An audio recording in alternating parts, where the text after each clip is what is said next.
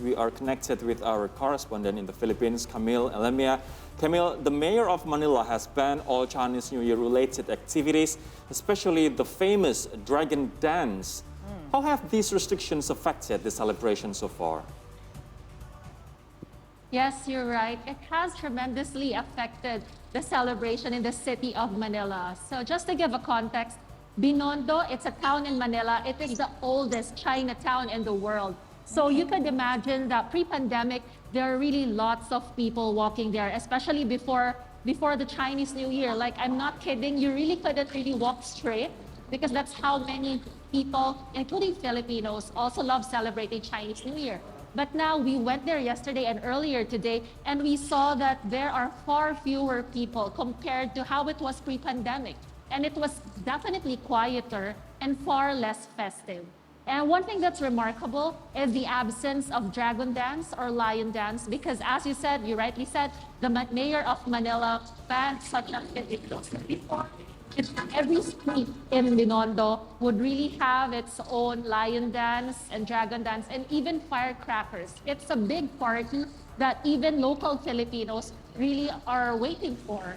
We talked to several people living there because it's also where many Chinese Filipinos live, and they expressed sadness over the new reality that we have, but everyone has no choice but to follow the rules of the government, or else we again experience a surge in the number of COVID cases due to the Omicron variant.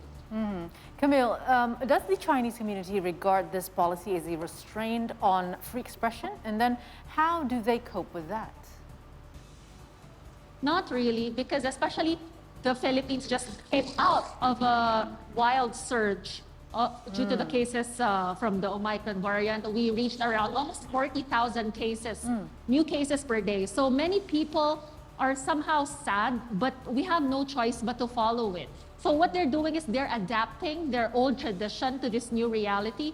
And some of them, like some of my Chinese friends, instead of celebrating together with a family, they do it via Zoom or any online platform. And another thing that they tried to innovate is just sending food or other items to other family members just so they feel that they still celebrate it. So, Camille, with the pandemic dragging on for 2 years now, how have the businesses been affected, especially for those who hope to profit from this celebration? Much like every other business in the world, Chinese shops, especially in Binondo, have been greatly affected.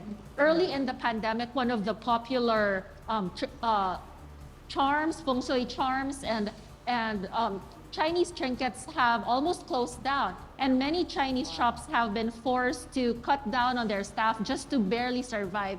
And some of the owners that I talked to said they're taking what they can get so far because at least it's not zero. And they're also banking on their online sales. Some of these shops have already set up either some of them have already set up their online shops before the pandemic, or some of them are just catching up. But basically, that's what's keeping them alive. Camille Elamia, thank you so much for your report and explanation from the Philippines. Stay safe.